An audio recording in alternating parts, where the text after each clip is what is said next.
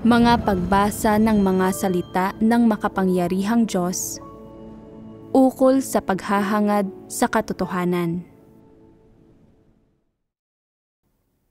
Paano sikaping matamo ang katotohanan? 18.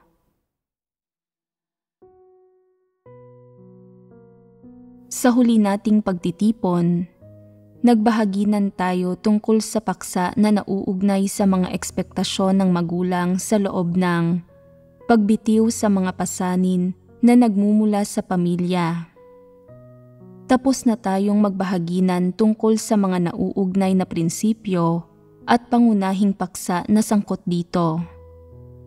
Sunod tayong magbabahaginan tungkol sa isa pang aspekto ng pagbitiw sa mga pasanin na nagmumula sa pamilya.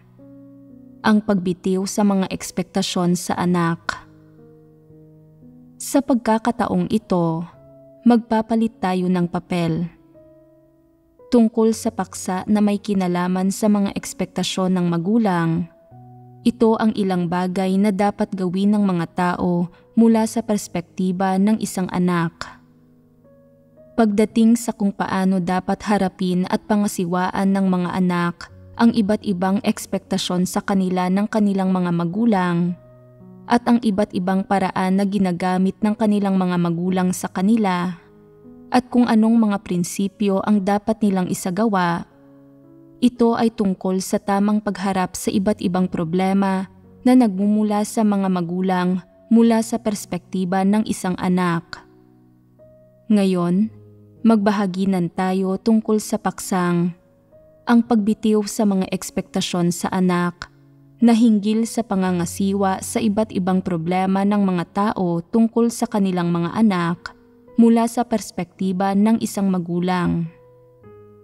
May mga aral na dapat matutunan at mga prinsipyong dapat sundin dito. Bilang anak, ang pinakamahalaga ay kung paano mo dapat harapin ang mga ekspektasyon ng iyong mga magulang, kung anong uri ng saloobin ang dapat mong panghawakan sa mga ekspektasyong ito, pati na rin kung paano ka dapat na sumunod, at anong mga prinsipyo ng pagsasagawa ang dapat mong taglayin sa sitwasyong ito. Natural na ang bawat tao ay may pagkakataon na maging isang magulang o maaaring isa na silang magulang. Ito ay may kinalaman sa mga ekspektasyon at saloobin na mayroon ang mga tao sa kanilang mga anak. Ikaw man ang magulang o ang anak, dapat kang magtaglay ng iba't ibang prinsipyo sa pagharap sa mga ekspektasyon ng kabilang panig. Ang mga anak ay may mga prinsipyong dapat nilang sundin pagdating sa pagharap sa mga ekspektasyon ng kanilang mga magulang, at natural na may mga katotohanang prinsipyo rin na dapat sundin ang mga magulang para sa pagharap sa mga ekspektasyon ng kanilang mga anak. Kaya't isipin muna ito. Anong mga prinsipyo ang nakikita o naiisip ninyo ngayon na dapat sundin ng mga magulang sa kanilang pagtrato sa mga anak nila? Kung pag-uusapan natin ang tungkol sa mga prinsipyo, maaaring medyo abstrakto ito sa inyo at maaaring masyadong malawak at malalim ang paksa. Kaya, sa halip ay pag-usapan natin kung ano ang magiging mga ekspektasyon mo para sa iyong mga anak kung ikaw ay isang magulang. Kung magiging isa akong magulang balang araw, una sa lahat, sana ay magiging malusog ang mga anak ko at lumaki silang malusog. At saka, sana magkaroon sila ng sarili nilang mga pangarap at mapuno sila ng ambisyon sa pagtupad ng kanilang mga pangarap sa buhay, na magkaroon sila ng magandang kinabukasan. Ito ang dalawang pangunahing bagay na nanaisin ko. Nanaisin mo ba na maging opisyal na may mataas na ranggo ang mga anak mo o na maging napakayaman nila? Nanaisin ko rin ang mga bagay na iyon. Nanaisin ko na kahit papaano ay umunlad sila sa buhay, maging mas mahusay kaysa sa ibang tao at tingalain sila ng iba. Ang mga pinakabatayang hinihingi ng mga magulang sa kanilang mga anak ay na maging malusog ang katawan ng mga ito, na magtagumpay ang mga ito sa kanilang propesyon, umunlad sa buhay, at maging maayos ang takbo ng lahat ng aspekto ng buhay ng mga ito. Mayroon bang iba't ibang ekspektasyon ang mga magulang para sa kanilang mga anak? Kung sino man ang may anak, magsalita kayo. Nais kong maging malusog ang mga anak ko, at sana ay maging maayos ang takbo ng kanilang buhay at maging mapayapa at ligtas ang kanilang buhay. Sana ay makasundo nila ang kanilang pamilya at na magagawa nilang respetuhin ang matatanda at alagaan ang mga bata. May nais pa ba kayong idagdag? Kung ako ay magiging isang magulang balang araw, bukod sa mga ekspektasyong nabanggit na, nanaisin ko rin na magiging masunurin at matino ang mga anak ko, na magiging mabuting anak sila sa akin, at na makakaasa ako na aalagaan nila ako sa aking pagtanda. Napakahalaga ng ekspektasyong ito. Ang pag-asam ng mga magulang na magpapakita ng pagkamabuting anak sa kanila ang kanilang mga anak ay isang relatibong tradisyonal na ekspektasyon na taglay ng mga tao sa kanilang mga kuro-kuro at isipan. Ito ay medyo tipikal na bagay. Ang pagbitiw sa mga ekspektasyon sa anak ay isang napakahalagang parte ng pagbitiw sa mga pasanin na nagmumula sa pamilya. May ilang ekspektasyon ang lahat ng magulang sa kanilang mga anak. Malaki man o maliit ang mga ito, malapit o malayo, ang mga ekspektasyong ito ay isang saloobin na mayroon ang mga magulang sa pag-asal, kilos, buhay ng kanilang mga anak, o sa kung paano sila hinaharap ng kanilang mga anak. Ang mga ito ay isa ring uri ng partikular na hinihingi. Ang mga partikular na hinihinging ito, mula sa perspektiba ng kanilang mga anak, ay mga bagay na dapat gawin ng kanilang mga anak dahil, batay sa mga tradisyonal na kuro-kuro, hindi pwedeng sumuway ang mga bata sa utos ng kanilang mga magulang. Kung gagawin nila iyon, hindi sila mabuting anak. Dahil dito, malalaki at mabibigat na pasanin ang dinadala ng maraming tao tungkol sa bagay na ito. Kaya, hindi ba't dapat maunawaan ng mga tao kung makatwiran ba o hindi ang mga partikular na ekspektasyon ng mga magulang para sa kanilang mga anak, at kung dapat bang mayroong ganitong mga ekspektasyon ang kanilang mga magulang o hindi, pati na rin kung alin sa mga ekspektasyong ito ang makatwiran, alin ang hindi makatwiran, alin ang marapat, at alin ang sapilitan at hindi marapat. Higit pa rito, mayroong mga katotohanang prinsipyo na dapat unawain at sundin ng mga tao pagdating sa kung paano nila dapat harapin ang mga ekspektasyon ng magulang, kung paano nila dapat tanggapin o tanggihan ang mga ito, at kung anong saloobin at perspektiba ang dapat nilang gamitin sa pagtingin at pagharap sa mga ekspektasyong ito. Kapag hindi nalutas ang mga bagay na ito, madalas na dinadala ng mga magulang ang mga ganitong uri ng pasanin. Iniisip na responsibilidad at obligasyon nila na magkaroon ng mga ekspektasyon sa kanilang mga anak, at natural na mayroong higit pang mga bagay na dapat nilang taglayin. Iniisip nila na kung wala silang mga ekspektasyon sa kanilang mga anak, kapareho lang ito ng hindi pagtupad sa kanilang mga responsibilidad o obligasyon sa kanilang mga anak, at katumbas ng hindi paggawa sa mga dapat gawin ng mga magulang. Iniisip nila na magiging masamang magulang sila kung gagawin nila ito, mga magulang na hindi tumutupad sa kanilang mga responsibilidad. Sa makatuwid, pagdating sa usapin ng mga ekspektasyon nila sa kanilang mga anak, di sinasadyang bumubuo ng iba't ibang hinihingi ang mga tao para sa kanilang mga anak. Mayroon silang iba't ibang hinihingi para sa iba't ibang anak sa iba't ibang panahon at sa ilalim ng iba't ibang sitwasyon. Dahil sa ganitong uri ng pananaw at pasanin nila pagdating sa kanilang mga anak, ginagawa ng mga magulang ang mga bagay na dapat nilang gawin ayon sa mga di-opisyal na panuntunang ito, tama man o mali ang mga ito. Mayroong mga hinihingi ang mga magulang sa kanilang mga anak habang tinatrato ang mga pamamaraang ito bilang isang obligasyon at responsibilidad, at kasabay nito, ipinipilit nila ang mga ito sa kanilang mga anak. Hinihimok ang kanilang mga anak na tamuhin ang mga ito.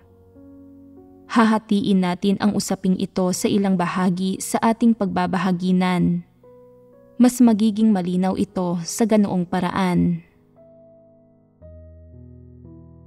Bago umabot sa hustong gulang ang kanilang mga anak, nagpanukala na ang mga magulang ng iba't ibang hinihingi para sa kanilang mga anak.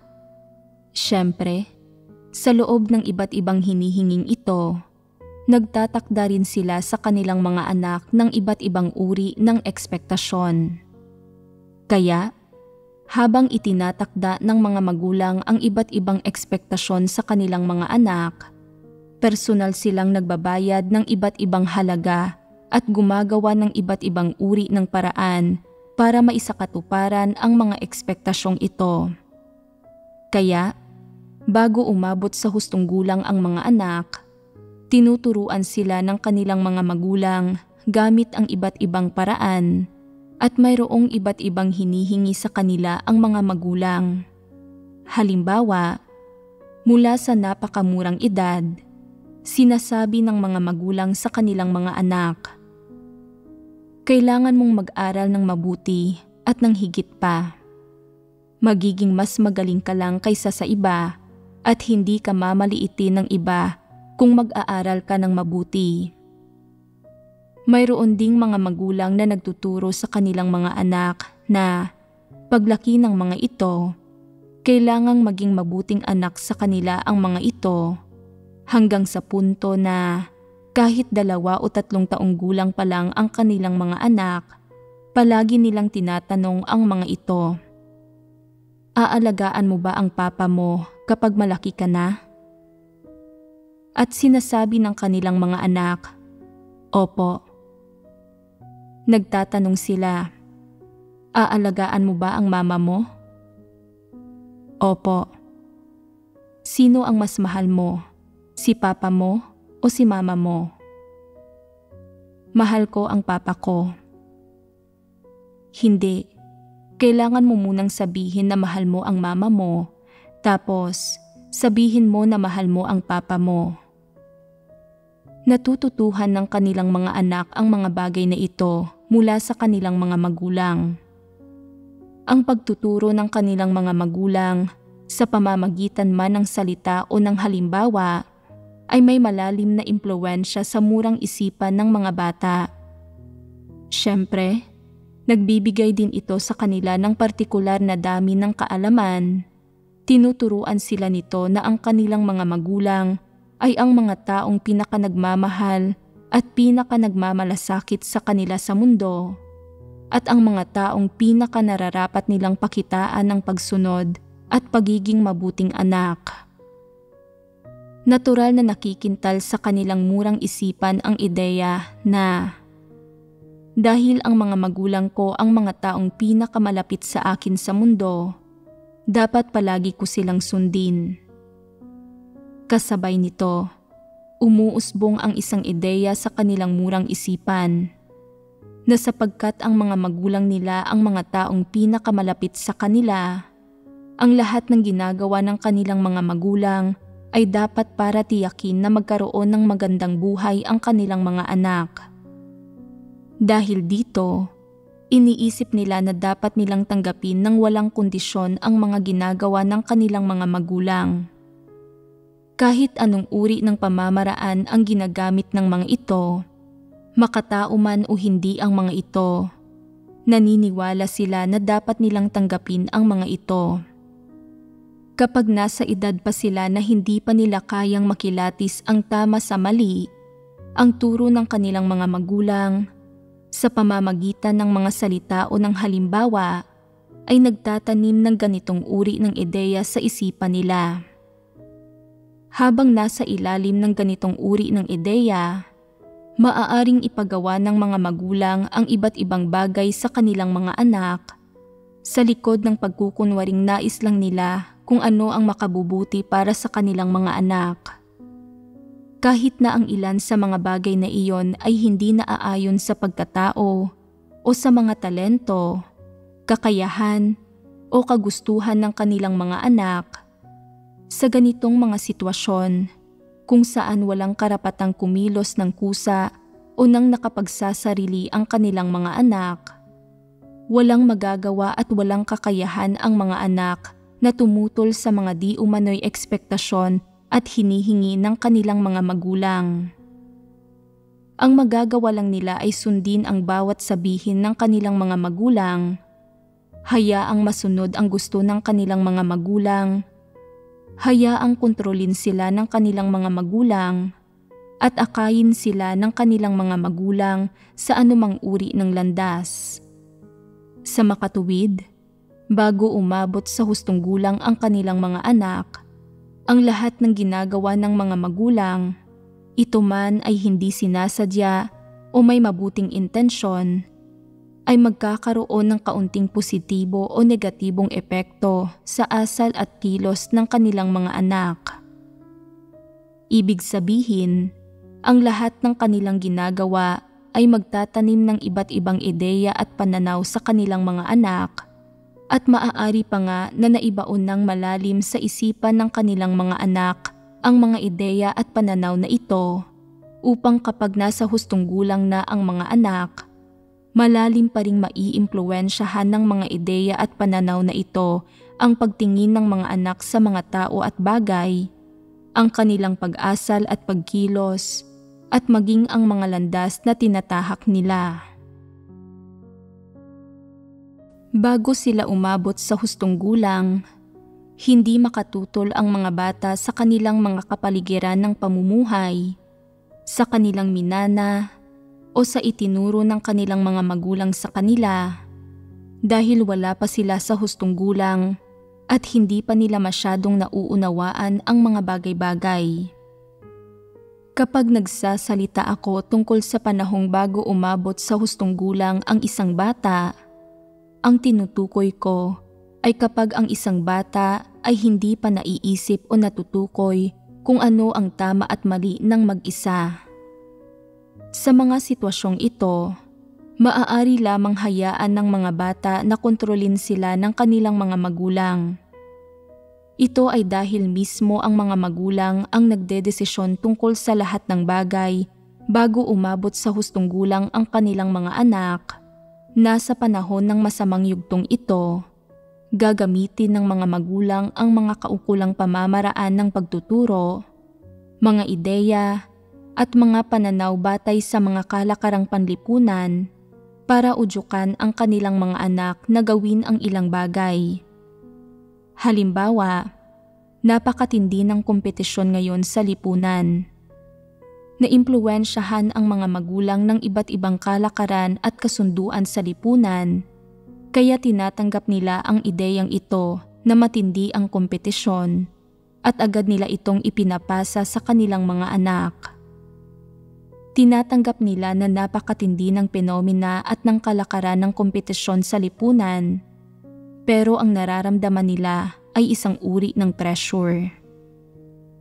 Kapag naramdaman nila ang pressure na ito, agad nilang naiisip ang kanilang mga anak, sinasabing, napakatindi ng kompetisyon sa lipunan ngayon, hindi naman ganito noong kabataan namin.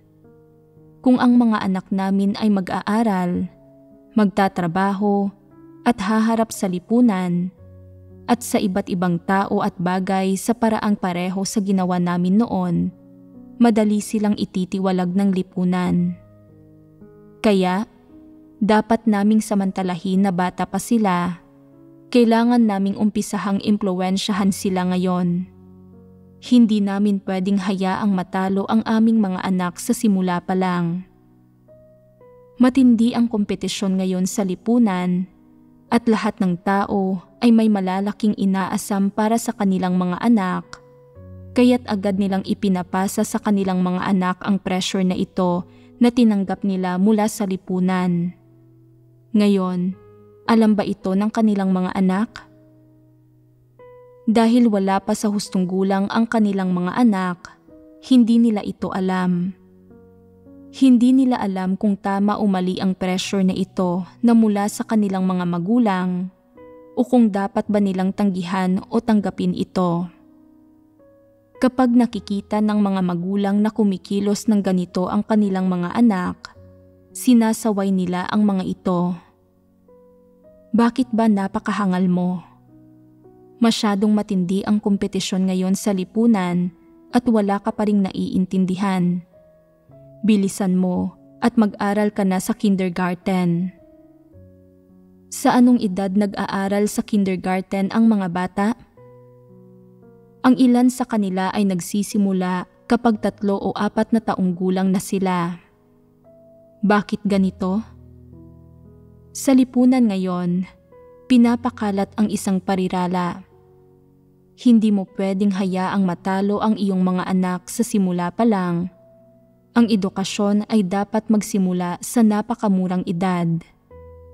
Kita mo, nagdurusa ang mga bata sa napakamurang edad at nagsisimula na sila sa kindergarten kahit 3 o 4 na taong gulang pa lang sila.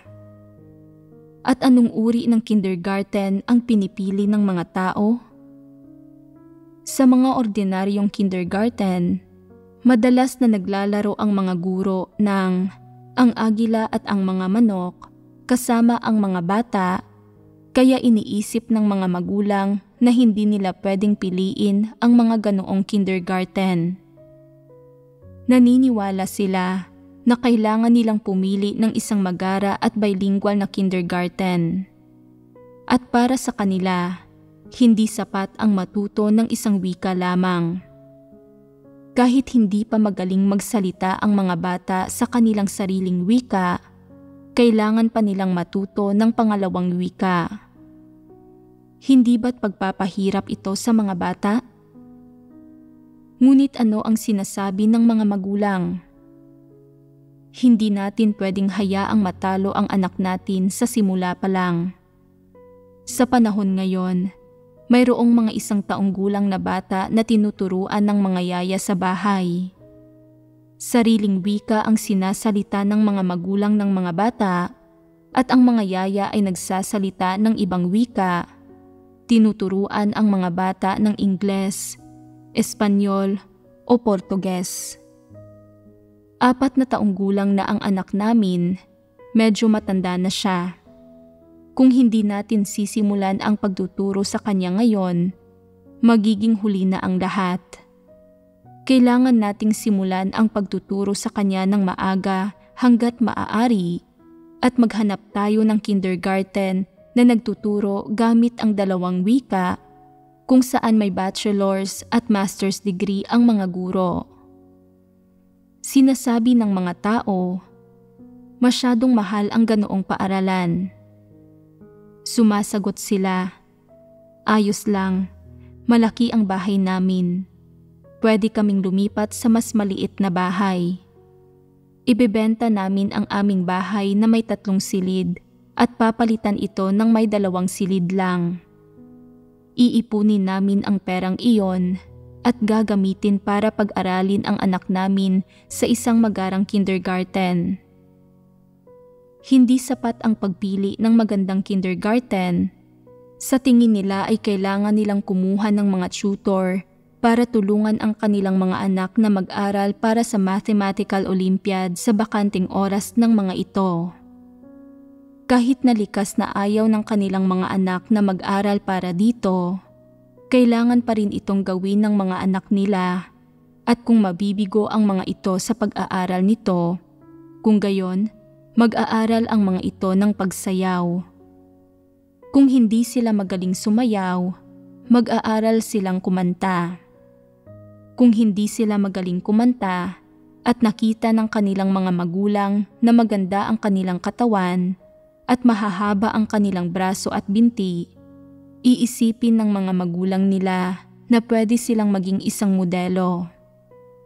Pagkatapos ay ipapadala sila ng kanilang mga magulang sa art school para mag-aral ng pagmomodelo. Dahil dito, ipinapadala ang mga bata sa mga boarding school sa edad na 4 o 5 at mula sa 3 silid ay nagiging 2 silid na lang ang bahay ng kanilang pamilya. Mula sa 2 silid ay nagiging 1 silid. Mula sa 1 silid ay nagiging 1 inuupahang bahay na lamang. Lalong dumarami ang mga tutoring session na dinadaluhan ng kanilang mga anak sa labas ng paaralan at unti-unting lumiliit ang kanilang mga tahanan. May mga magulang pa nga na buong pamilya nila ang kanilang inililipat papunta sa timog, sa hilaga, nagpapabalik-balik sila upang makapasok sa magagandang paaralan ang kanilang mga anak at sa huli, hindi na nila alam kung saan sila pupunta. Hindi alam ng kanilang mga anak kung saan ang kanilang bayang tinubuan at napakagulo ng lahat ng bagay-bagay. Nagbabayad ng iba't ibang halaga ang mga magulang bago umabot sa hustong gulang ang kanilang mga anak para sa kinabukasan ng kanilang mga anak upang hindi matalo ang kanilang mga anak sa simula pa lang at upang makaangkop ang kanilang mga anak sa lipunang ito na labis na mapagkompetensya at magkaroon ang mga ito ng magandang trabaho at regular na kita kalaunan. Ang ilang magulang ay napakahusay. Nagpapatakbo sila ng malalaking negosyo o nagsisilbi bilang matataas na opisyal at namumuhunan sila ng napakalaki para sa kanilang mga anak. Ang ibang magulang naman ay hindi gaanong mahusay, ngunit katulad ng iba, nais nilang ipadala ang kanilang mga anak sa magagarang paaralan, sa iba't ibang klase pagkatapos ng eskwela, mga klase sa sayaw, mga klase sa sining, upang mag-aral ng iba't ibang wika at musika. Pinipressure at pinahihirapan ng husto ang kanilang mga anak. Iisipin tuloy ng kanilang mga anak, kailan kaya ako papayagang maglaro ng kaunti? Kailan ako lalaki at makapagdedesisyon tulad ng ginagawa ng matatanda? Kailan kaya ako hindi na kailangang pumasok sa eskwela tulad ng isang matanda? Kailan ako makakapanood ng TV, mawawala ng alalahanin at maglalakad-lakad sa isang lugar ng mag-isa nang hindi laging kinokontrol ng aking mga magulang? Pero madalas na sinasabi ng kanilang mga magulang, kung hindi ka mag-aaral, kakailanganin mong manlimos ng pagkain sa hinaharap. Tingnan mo nga, kakaunti pa lang ang kakayahan mo. Hindi pa oras para maglaro ka. Pwede kang maglaro kapag matanda ka na. Kung ngayon ka maglalaro, hindi ka magtatagumpay sa hinaharap. Kung saka ka na maglalaro, mas masisiyahan ka. Pwede kang maglakbay sa buong mundo. Hindi mo ba nakita ang lahat ng mayayamang taong iyon sa mundo? Naglaro ba sila noong bata pa sila? Nag-aral lang sila. Nagsisinungaling lang sa kanila ang kanilang mga magulang. Nakita ba mismo ng kanilang mga magulang na ang mayayamang taong iyon ay nag-aral lang at hindi kailanman naglaro? Naiintindihan ba nila ang bagay na ito? Ang ilan sa mga mayaman at pinakamaperang tao sa mundo ay hindi nag-aral sa unibersidad. Isa itong katunayan. Minsan, kapag nagsasalita ang mga magulang, nilalansilang nila ang kanilang mga anak. Bago umabot sa hustong gulang ang kanilang mga anak, nagsasabi ng maraming kasinungalingan ang mga magulang upang mas makontrol ang kinabukasan ng kanilang mga anak at makontrol ang mga ito at mapasunod sa kanila. Siyempre, tinitiis din nila ang iba't ibang paghihirap at nagbabayad sila ng iba't ibang halaga para dito. Ito ang tinatawag na kapuri-puring pagmamahal ng isang magulang. Upang maisakatuparan ang kanilang mga ekspektasyon sa kanilang mga anak, maraming pangarap ang itinatakda ng mga magulang sa kanilang mga anak. Dahil dito, hindi lamang nila tinuturuan, ginagabayan, at iniimpluwensyahan ang kanilang mga anak gamit ang kanilang mga salita. Kasabay nito, gumagamit din sila ng mga konkretong aksyon para kontrolin at pasunurin ang kanilang mga anak para kumilos at mamuhay ayon sa landas at direksyong itinakda nila. Handa man o hindi ang kanilang mga anak na gawin ito, sa huli, isa lang ang sinasabi ng mga magulang. Kung hindi ka makikinig sa akin, magsisisi ka. Kung hindi mo ako susundin o hindi mo seseryosohin ang pag-aaral mo ngayon at magsisisi ka balang araw, huwag kang pupunta sa akin. Huwag mong sabihing hindi kita pinagsabihan. Isang beses, pumunta kami sa isang gusali para magsagawa ng ilang gawain at nakita namin ang ilang taong tagapagdipat na nagsisikap ng husto para maiakyat ang ilang kagamitan sa itaas ng hagdan. Kaharap nila ang isang ina na inaakay ang kanyang anak pababa ng hagdan. Kung makikita ng isang normal na tao ang eksenang ito, sasabihin niya, "May mga taong naglilipat ng kagamitan, tumabi muna tayo." Ang mga taong bumababa ay kakailanganing magmadali na tumabi nang hindi nakakabangga ng kagamitan o nakakaabala sa mga tagapagdipat ng gamit. Ngunit nang makita ng ina ang eksenang ito, sinamantala niya ang pagkakataon para makapagturo tungkol sa isang sitwasyon. Tandang-tanda ko pa ang napakalinaw niyang sinabi. Ano ang sinabi niya? Sabi niya, "Tingnan mo kung gaano kabigat ang inililipat nilang mga gamit at kung gaano ito ka nakakapagod. Hindi nila sineryoso ang kanilang pag-aaral noong bata sila, kaya ngayon, hindi sila makahanap ng magandang trabaho, kaya kailangan nilang maglipat ng mga kagamitan at magtrabaho ng husto. Nakikita mo ba?" Mukha namang bahagyang nakaunawa ang anak at naniwala na tama ang sinabi ng kanyang ina. May totoong takot, pangamba, at paniniwala na lumitaw sa kanyang mga mata at tumango siya. Muling tiningnan ang mga tagapaglipat ng gamit. Sinamantala ng ina ang pagkakataong ito para agad na turuan ang kanyang anak.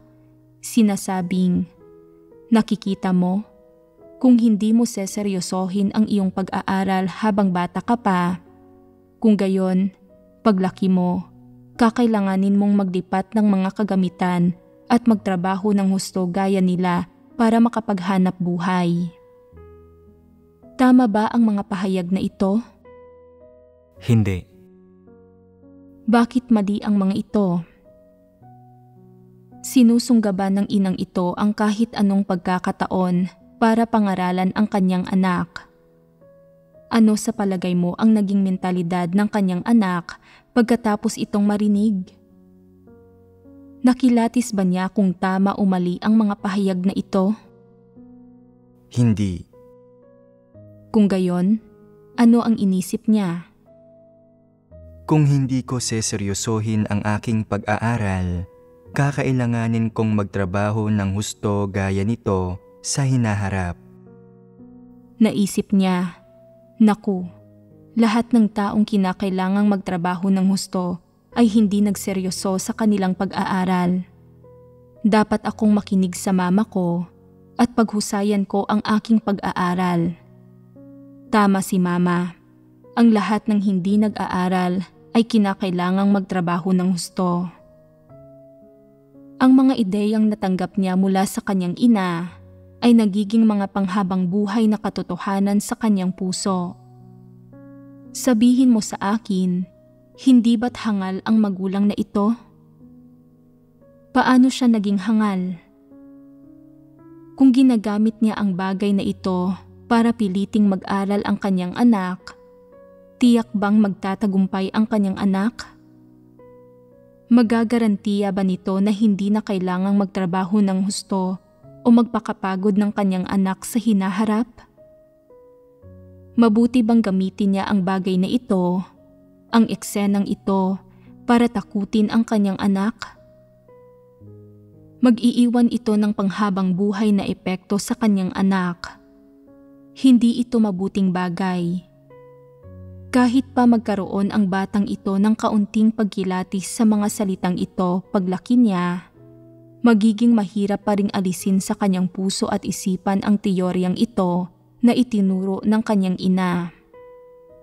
Sa isang antas, magdudulot ito ng maling impresyon at lilimitahan nito ang kanyang pag-iisip at iimpluwensyahan ang kanyang mga pananaw sa mga bagay-bagay. Karamihan sa mga ekspektasyon ng mga magulang sa kanilang mga anak bago umabot sa hustong gulang ang mga ito ay na makakapag-aral ang mga ito ng mabuti, magsusumikap, magiging masipag, at hindi mabibigong tugunan ang kanilang mga ekspektasyon. Kaya naman, bago umabot sa hustong gulang ang kanilang mga anak, anuman ang maging kabayaran, ginagawa ng mga magulang ang lahat para sa kanilang mga anak. Isinasakripisyo ang sarili nilang kabataan, mga taon at oras, pati na rin ang kanilang sariling kalusugan at normal na pamumuhay, at isinusuko pa nga ng ilang magulang ang sarili nilang trabaho, ang kanilang mga dating pangarap, o maging ang sarili nilang pananampalataya para turuan ang kanilang mga anak at tulungan ang mga ito na makapag-aral habang pumapasok ang mga ito sa paaralan. Sa iglesia, marami-raming tao ang gumugol ng lahat ng kanilang oras kasama ang kanilang mga anak. Tinuturuan nila ang mga ito para nasa tabi sila ng kanilang mga anak habang lumalaki ang mga ito upang magtagumpay ang kanilang mga anak sa magiging propesyon ng mga ito at magkaroon ng matatag na trabaho sa hinaharap, at upang maging maayos ang takbo ng mga bagay-bagay sa trabaho ng kanilang mga anak. Ang mga magulang na ito ay hindi pumupunta sa mga pagtitipon o gumagampan ng mga tungkulin. Mayroon silang mga partikular na hinihingi sa puso nila ukol sa sarili nilang pananampalataya, at nagtataglay sila ng kaunting determinasyon at ambisyon.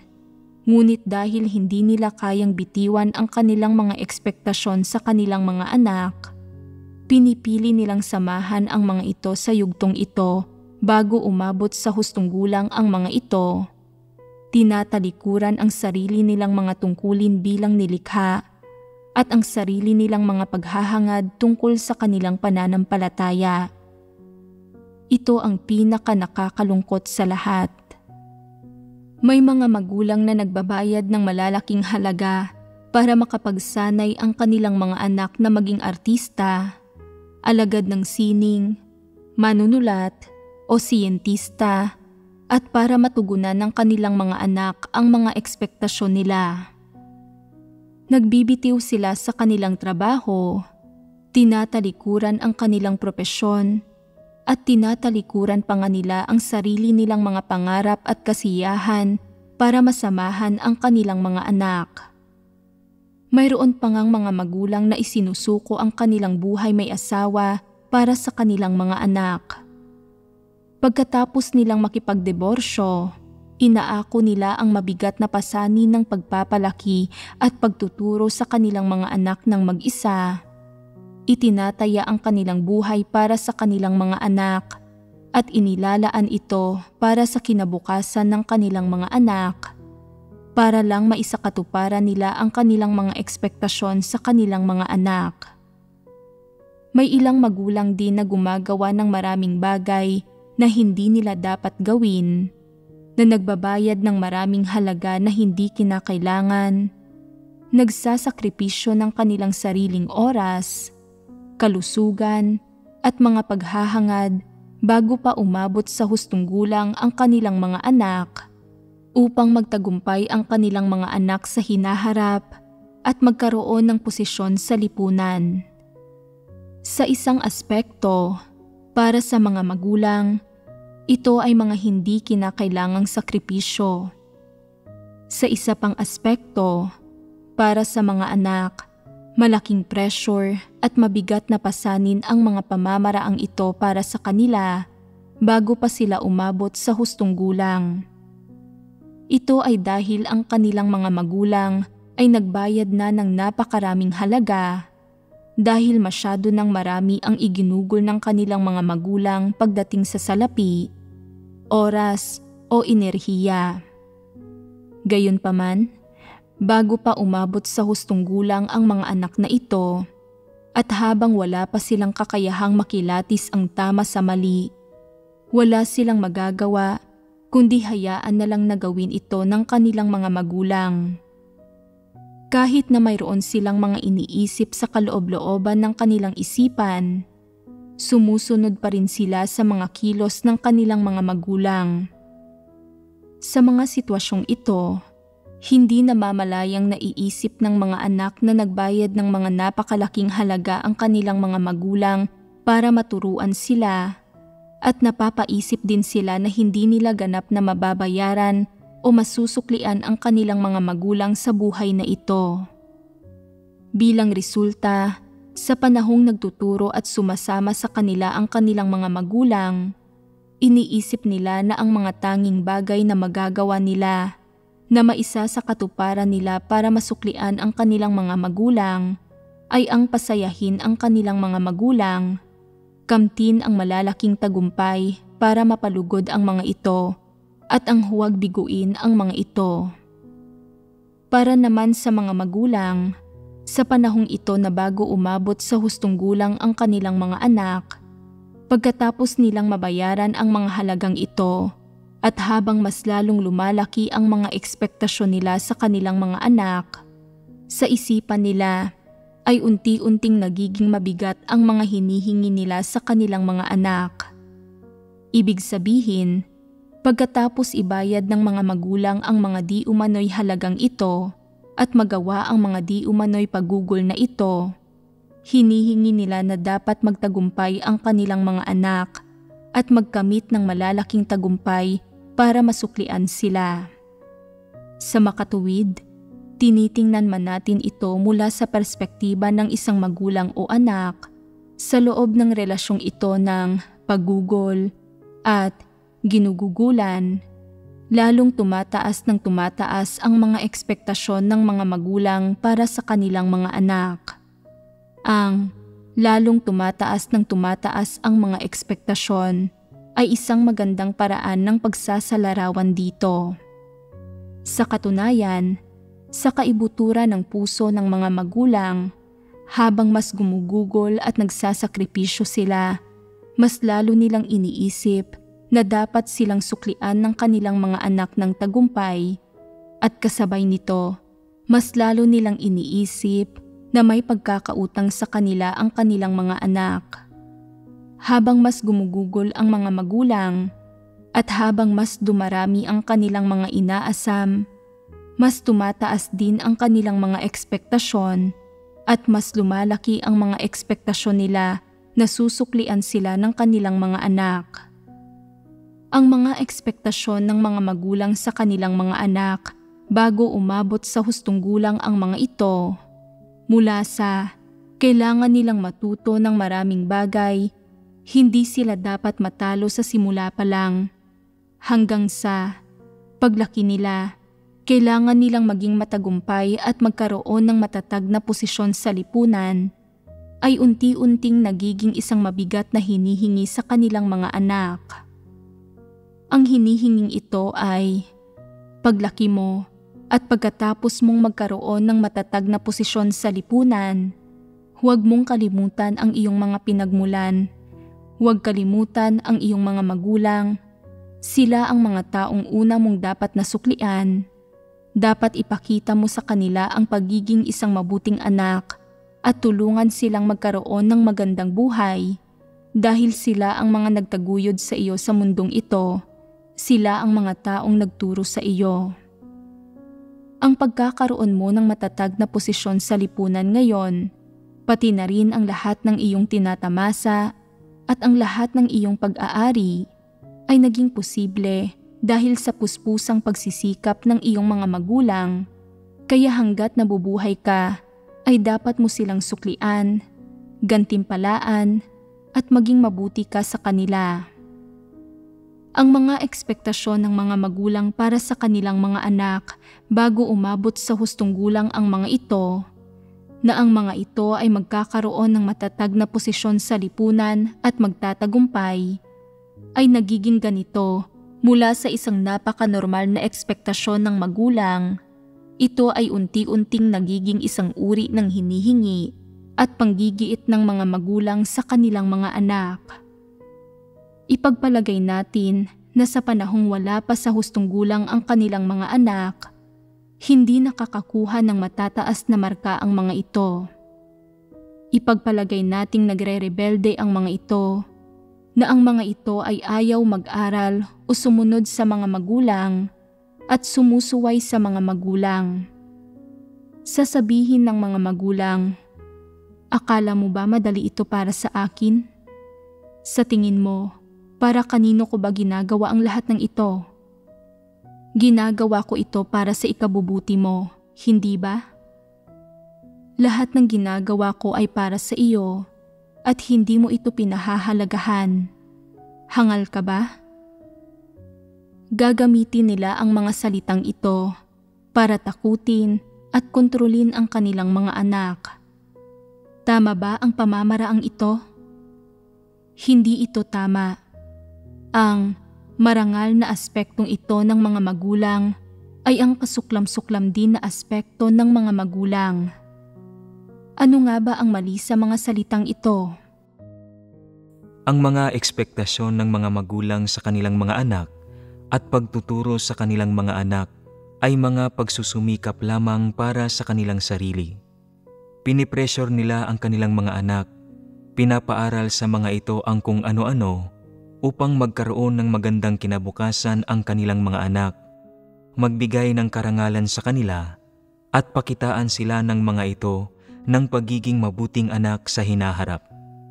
Ang totoo, ang lahat ng ginagawa ng mga magulang ay para sa kanilang sarili.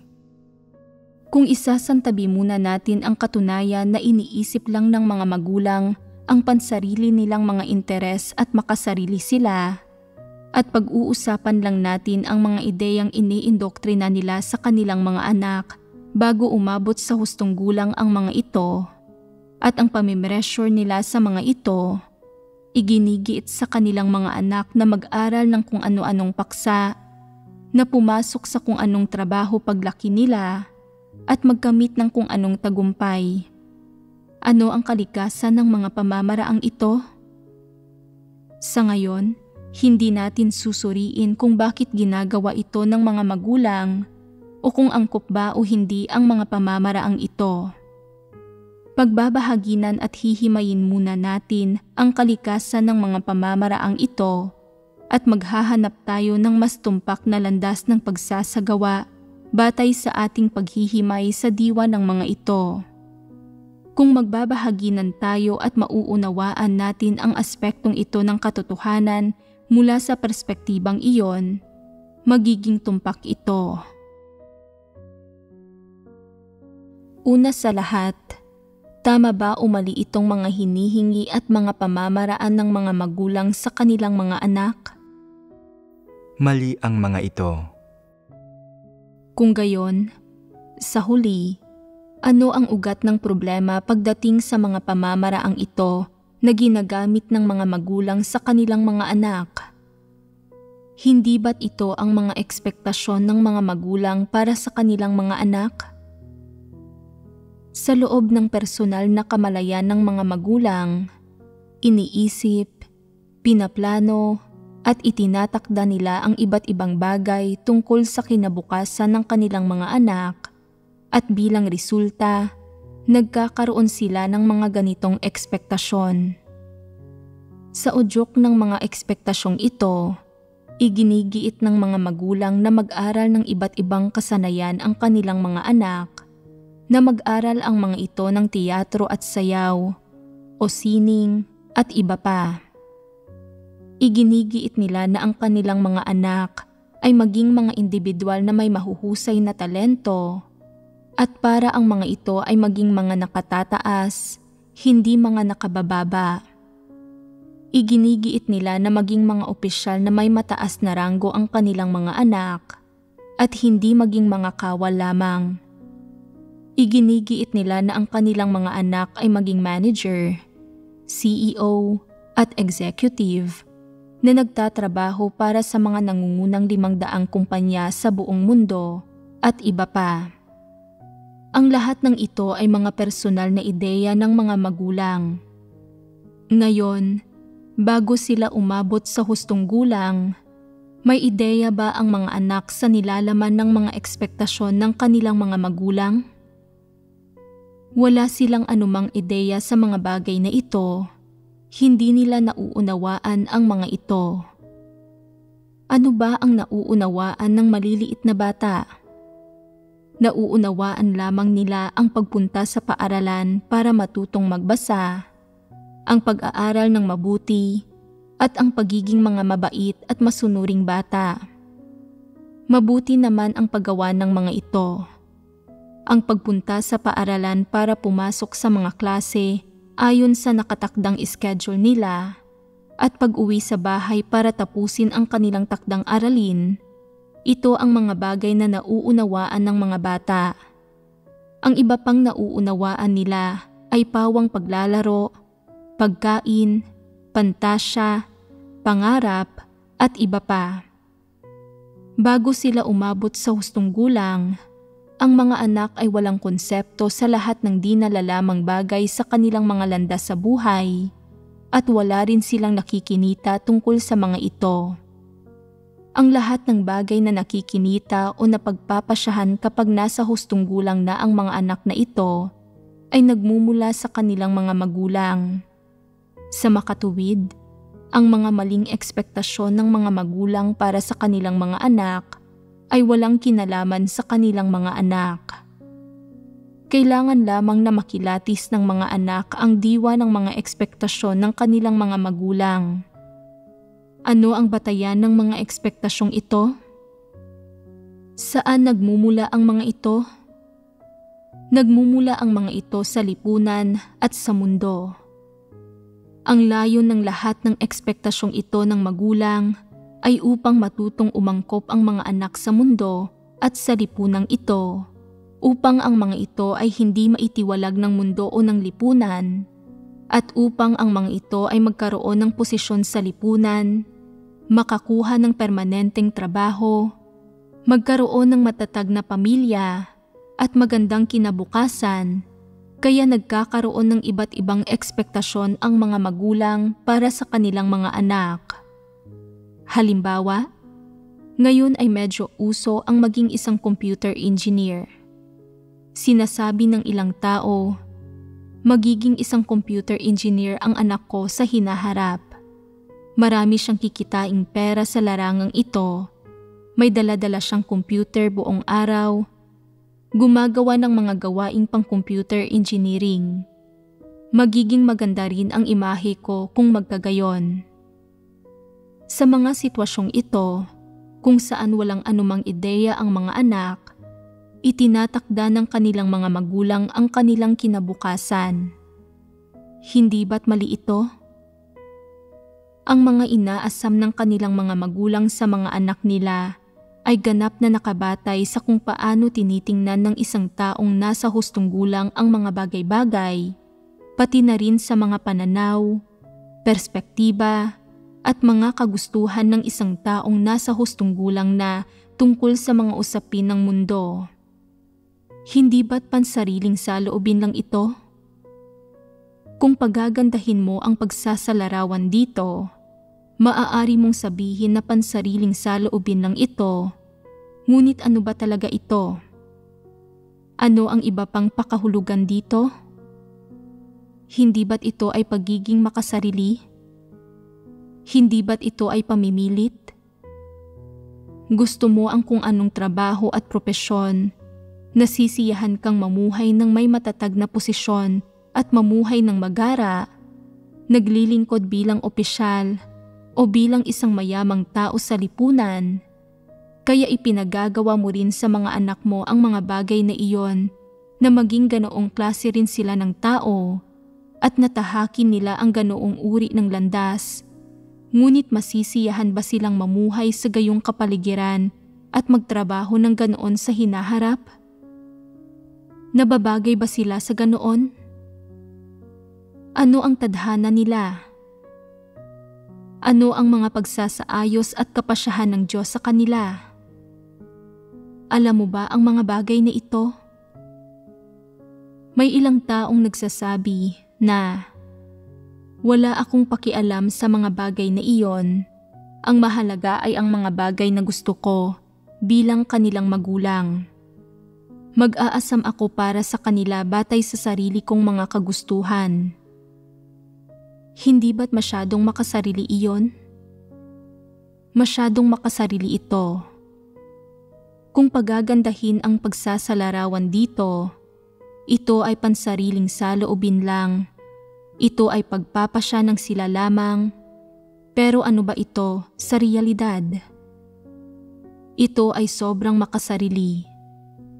Hindi isinasaalang-alang ng mga magulang na ito ang kakayahan o mga talento ng kanilang mga anak. Wala silang pakialam sa mga pagsasaayos ng Diyos sa bawat tadhana at buhay ng tao. Hindi nila isinasaalang-alang ang mga bagay na ito.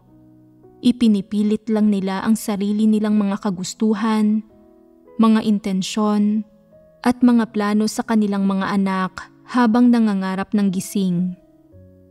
May ilang taong nagsasabi, kailangan kong ipilit ang mga bagay na ito sa anak ko. Masyado pa silang bata para maunawaan ang mga ito, at pagdating ng araw na maunawaan na nila ang mga ito, magiging masyado ng huli. Ganoon ba ang lagay? Kung talagang masyado ng huli, kapalaran nila iyon, hindi iyon responsibilidad ng kanilang mga magulang. Kung ipipilit mo ang mga bagay na nauunawaan mo sa iyong mga anak, mauunawaan ba nila ito ng mas mabilis dahil lang sa nauunawaan mo ang mga ito? Wala namang koneksyon ang paraan ng pagtuturo ng mga magulang at kung kailan mauunawaan ng mga anak ang mga usapin tulad ng kung anong uri ng landas sa buhay ang dapat piliin, anong klase ng propesyon ang dapat piliin, at kung ano ang mangyayari sa kanilang buhay. Ang mga anak ay may sariling mga landas, sariling bilis, at sarili nilang mga batas. Isipin mo, kapag maliit pa ang mga anak, kahit paano pa sila turuan ng kanilang mga magulang, ganap na blanko ang kanilang kaalaman sa lipunan. Mararamdaman nila ang kompetisyon, komplikasyon, at kadiliman ng lipunan, at ang iba't ibang di makatarungang bagay sa lipunan kapag lumago na ang kanilang pagkatao. Hindi ito isang bagay na maituturo ng mga magulang sa kanilang mga anak mula sa murang edad. Kahit na ituro ng mga magulang sa kanilang mga anak mula sa murang edad na kailangan mong mag-ingat kapag nakikisalamuha ka sa ibang tao, ituturing lamang nila ito bilang isang uri ng doktrina. Magagawa lang nilang tunay na kumilos batay sa payo ng mga magulang nila kapag tunay na nila itong naunawaan. Kapag hindi nila nauunawaan ang payo ng kanilang mga magulang, kahit paano pa sila turuan ng kanilang mga magulang, mananatili pa rin itong isang uri ng doktrina para sa kanila. Sa makatuwid, makatwiran ba ang ideya ng mga magulang na masyadong mapagkompetensya ang mundo at matindi ang kagipitan sa buhay ng mga tao? Kung hindi ko sisimulang turuan ang mga anak ko mula sa napakamurang edad, magdurusa at masasaktan sila sa hinaharap? Maaga mong ipinapapasan sa iyong mga anak ang pressure na iyon para hindi sila gaanong mahirapan sa hinaharap at kailangan nilang pasanin ang pressure na iyon sa edad na wala pa silang nauunawaan. Sa paggawa nito, hindi ba't pinipinsala mo ang iyong mga anak? Talaga bang ginagawa mo ito para sa ikabubuti nila? Mas mainam kung hindi nila nauunawaan ang mga bagay na ito, nang sa gayon ay makapamuhay sila ng ilang taon ng komportable, masaya, dalisay at simple. Kung mauunawaan na nila ang mga bagay na iyon ng maaga, iyon ba ay magiging isang biyaya o isang kasawian? Oo, ito ay magiging isang kasawian. Ang mga tao ay dapat gumawa ng mga bagay na angkop sa kanilang edad at sa paglago ng kanilang pagkatao, hindi batay sa pagtuturong natatanggap nila mula sa kanilang mga magulang. Bago sila umabot sa hustong gulang, ang mga bata ay dapat lang na maglaro, matuto ng kaunting simpleng kaalaman at makatanggap ng kaunting batayang edukasyon, matuto ng iba't ibang bagay, matutong makisalamuha sa iba pang bata at paano makisama sa mga nasa hustong gulang na, at matuto kung paano humarap sa ilang bagay sa paligid nila na hindi nila nauunawaan.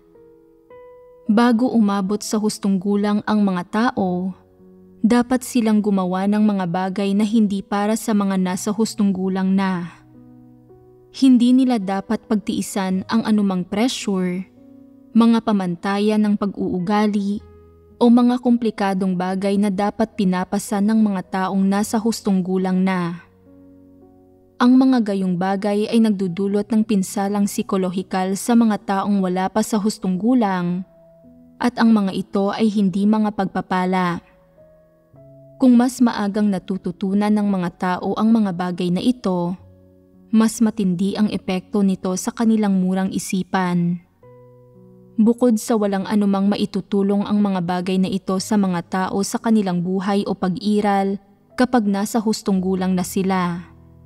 Sa kabaligtaran, dahil natututunan o nararanasan nila ang mga bagay na ito ng napakaaga, nagiging pasanin ang mga ito o nag-iiwan ng hindi nahahalatang negatibong epekto sa kanilang murang isipan, hanggang sa puntong mumultuhin sila ng mga ito sa kanilang buong buhay. Pag-isipan ninyo ito, kapag ang mga tao ay napakabata pa, kung makarinig sila ng isang kakilakilabot na bagay, isang bagay na hindi nila kayang tanggapin, isang bagay na para lang sa mga nasa hustong gulang na hindi nila mawari o maunawaan, kung gayon, ang eksena o usaping iyon, o maging ang mga tao, bagay, at salitang may kinalaman dito ay susundan sila sa buong buhay nila.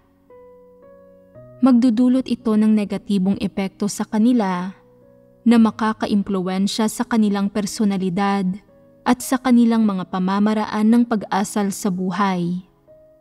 Halimbawa, medyo makulit ang mga bata sa edad na 6 o 7.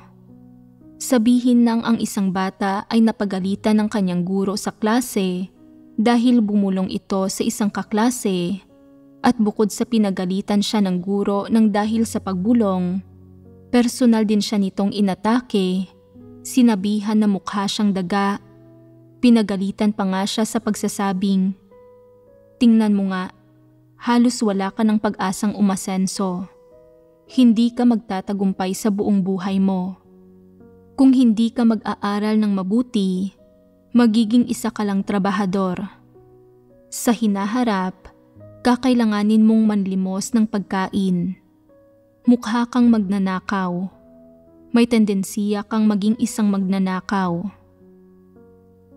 Bagamat hindi naiintindihan ng bata ang mga salitang ito, at hindi niya alam kung bakit nasasabi ng kanyang guro ang mga bagay na ito, o kung totoo ba o hindi ang mga bagay na ito, itong mga salita ng personal na pag-atake ay magiging isang hindi nakikitang masamang puwersa sa loob ng kanyang puso. Sinusugatan ang kanyang pagpapahalaga sa sarili at sinasaktan siya. Mukhang ferret ang hitsura mo at parang sa daga ang mga mata mo at ang liit ng ulo mo. Ang mga salitang ito ng personal na pag-atake na binibigkas ng kanyang guro ay hindi niya malilimutan sa buong buhay niya. Kapag pumipili siya ng propesyon, kapag kaharap niya ang kanyang mga nakatataas at mga katrabaho, at kapag kaharap niya ang mga kapatid, ang mga salitang iyon ng personal na pag-atake na binigkas ng kanyang guro ay paminsan-minsang lalabas na nakakaapekto sa kanyang mga emosyon at sa kanyang buhay. Siyempre, ang ilang hindi tamang ekspektasyon ng iyong mga magulang para sa iyo at ang ilang emosyon, mensahe, salita, kaisipan, pananaw at iba pa na ipinasa nila sa iyo ay nagdulot din ng negatibong epekto sa iyong murang isipan. Mula sa perspektiba ng personal na kamalayan ng iyong mga magulang, wala silang anumang masamang intensyon.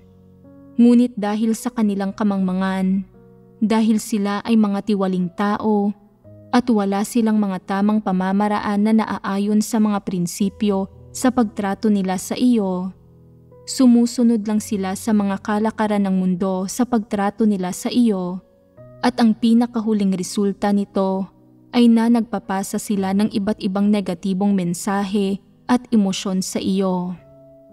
Sa mga sitwasyon na wala kang pagkilatis, ang lahat ng sinasabi ng iyong mga magulang at lahat ng maling ideya na iniindoktrina at isinusulong ng iyong mga magulang sa iyo ay nangingibabaw sa iyo dahil nalantad ka muna sa mga ito.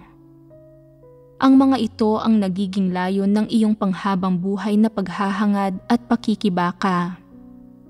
Bagamat isang uri ng dagok at pagkawasak sa iyong murang isipan ang iba't ibang ekspektasyon ng iyong mga magulang sa iyo bago ka umabot sa hustong gulang, namumuhay ka pa rin sa ilalim ng mga ekspektasyon ng iyong mga magulang, pati na rin sa ilalim ng iba't ibang halagang ibinabayad nila para sa iyo. Inuunawa mo ang kanilang kagustuhan at tinatanggap at pinasasalamatan ang kanilang iba't ibang kabaitan. Pagkatapos mong tanggapin ang iba't ibang halagang ibinabayad nila at ang iba't ibang sakripisyong ginagawa nila para sa iyo, nakakaramdam ka ng pagkakautang sa iyong mga magulang at nahihiya kang harapin sila sa kaibuturan ng iyong puso at iniisip mong kailangan mo silang suklian paglaki mo. Suklian ang ano? Suklian ang kanilang mga hindi makatwirang ekspektasyon sa iyo? Suklian ang pinsalang idinulot nila sa iyo bago ka umabot sa hustong gulang? Hindi ba't ito ay pagkalito sa kung ano ang itim at puti? Sa totoo lang, kung pag-uusapan ito mula sa ugat at diwa ng usapin, ang mga ekspektasyon ng mga magulang mo sa iyo ay pansariling saloobin lamang nila. Ang mga ito ay pangarap lamang. Ang mga ito ay talagang hindi mga bagay na dapat taglayin, isagawa o isabuhay ng isang bata, at ang mga ito ay hindi isang bagay na kailangan ng isang bata. Upang sumunod sa mga kalakaran ng mundo, upang umangkop sa mundo, upang makasabay sa pag-usad ng mundo, ipinapasunod sa iyo ng iyong mga magulang ang mga ito. Ipinapapasa nila sa iyo ang pressure na ito tulad ng ginagawa nila at ipinapatanggap at ipinapasunod sa iyo ang masasamang kalakarang ito. Sa makatuwid, sa ilalim ng mga marubdob na ekspektasyon ng kanilang mga magulang, maraming anak ang nagsisikap na mag-aral ng iba't ibang kasanayan, iba't ibang kurso, at iba't ibang kaalaman. Mula sa pagsusumikap na tugunan ang mga ekspektasyon ng kanilang mga magulang, ay nagiging aktibo sila sa paghahangad sa mga nilalayon ng mga ekspektasyon ng kanilang mga magulang. Sa madaling salita, bago sila umabot sa hustong gulang, pasibong tinatanggap ng mga tao ang mga ekspektasyon ng kanilang mga magulang At pagkatapos nilang unti-unting umabot sa hustong gulang, aktibo nilang tinatanggap ang mga ekspektasyon ng personal na kamalayan ng kanilang mga magulang at kusa nilang tinatanggap ang ganitong uri ng pressure at ang ganitong panlilihis, pagkontrol at paggapos na nagmumula sa lipunan. Sa kabuuan, mula sa dating pagkapasibo ay unti-unti silang nagiging aktibo. Sa ganoong paraan, nasisiyahan ang kanilang mga magulang. Nararamdaman din ng mga anak ang kapayapaan sa kalooban nila at na hindi nila binigo ang kanilang mga magulang, na sa wakas ay naibigay na nila sa kanilang mga magulang ang gusto ng mga ito at na lumaki na sila. Hindi lang simpleng paglaki tungo sa hustong gulang, kundi pagiging mga individual na may talento sa mga mata ng kanilang mga magulang at pagtupad sa mga ekspektasyon ng kanilang mga magulang. Bagamat nagtatagumpay ang mga taong ito sa pagiging mga individual na may talento sa mga mata ng kanilang mga magulang pagkatapos nilang umabot sa hustong gulang, at sa panlabas, tila nasuklian na ang mga halagang binayad ng kanilang mga magulang at na hindi naging walang saysay ang mga ekspektasyon ng kanilang mga magulang sa kanila. Ano ang totoo? Nagtagumpay ang mga anak na ito sa pagiging mga tuta ng kanilang mga magulang. Nagtagumpay sila sa pagkakaroon ng utang sa kanilang mga magulang. Nagtagumpay sila sa pagugol ng kanilang buhay para maisakatuparan ang mga ekspektasyon ng kanilang mga magulang, para magpakitang gilas sa kanilang mga magulang, nagdadala ng kapurihan at katanyagan sa kanilang mga magulang, at nagtagumpay sila sa pagbibigay kasiyahan sa kanilang mga magulang, sa katunayan na ipinagmamalaki at ikinagagalak sila ng kanilang mga magulang. Saan man magpunta ang kanilang mga magulang, binabanggit ng mga ito ang kanilang mga anak. Ang anak kong babae ay manager sa isang kumpanya. Ang anak kong babae ay taga-disenyo sa isang sikat na brand. Ang anak kong babae ay may nakamit ng partikular na antas sa isang wikang banyaga. Matatas niya itong nasasalita, isa siyang tagasalin para sa partikular na wika. Ang anak kong babae ay isang computer engineer. Ang mga anak na ito ay ipinagmamalaki at ikinagagalak ng kanilang mga magulang at nagtagumpay sila sa pagkopya sa kanilang mga magulang. Ito ay dahil gagamitin nila ang parehong mga pamamaraan para turuan at sanayin ang kanilang sariling mga anak. Iniisip nila na nagtagumpay ang kanilang mga magulang sa pagsasanay sa kanila, kaya gagayahin nila ang mga pamamaraan ng pagtuturo ng kanilang mga magulang para sanayin ang sarili nilang mga anak.